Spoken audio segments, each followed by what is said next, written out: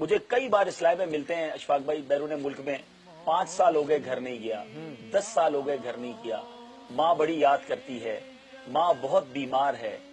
ایک اسلائڈ ہے مجھے ملے پچھلے دنوں، غالباً یورپ میں تھا، کہ میری ماں مجھے بہت یاد کرتی ہے مگر میرا پاسپورٹ نہیں بنا، 10 سال مجھے ہو گئے اور ماں اب آخری اسٹیج پر ہے، میں کیا کروں؟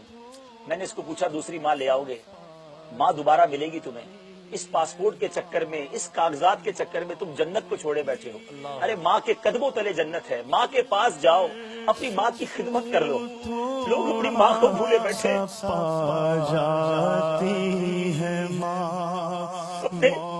اپنے گھر والوں کو بھولے بیٹھے۔ ماں بیچاری بعض اوقات کہتی نہیں ہے بیٹا واپس آ جاؤ، وہ کہتے ہیں میری ماں کہتی نہیں بیٹا وہیں رہو، لیکن جب رات کو ماں بیمار ہوتی ہوگی، جب رات کو ماں کو بیٹے کی ضرورت پڑتی ہوگی اور بیٹا اس کے پاس نہیں ہوگا، وہ بیٹا سوچے، وہ بھائی سوچے، وہ گھر کا بڑا فرد سوچے کہ جب وہ بیمار ہوتے ہوں گے انہیں کون لے جاتا ہوگا۔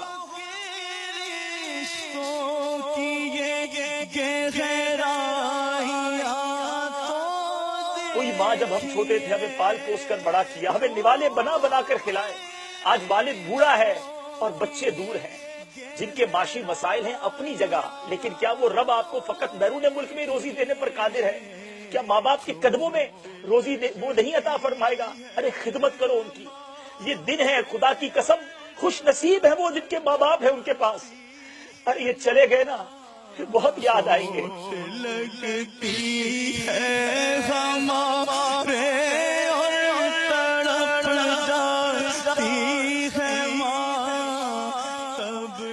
ان کی دعائیں لے لو، ان کو راضی کر لو۔ نبی پاک علیہ الصلوۃ والسلام کا فرمان ہے جس کا مفہوم ہے ماں باپ ہی تمہاری جنت ہے، ماں باپ ہی تمہاری دوزخ ہے۔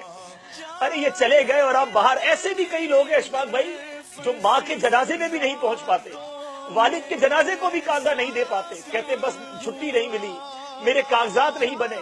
ارے اس لیے گئے تھے باہر کہ ماں باپ کو کاندھا بھی نہ دے سکو۔ میں تمام بیرون ملک کے میرے عاشقان رسول اسلامی بھائیوں سے عرض کروں گا، صرف پیسہ ہی سب کچھ نہیں ہے۔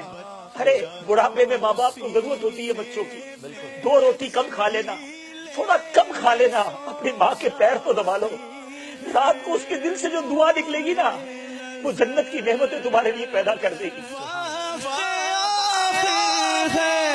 اگر پردیس میں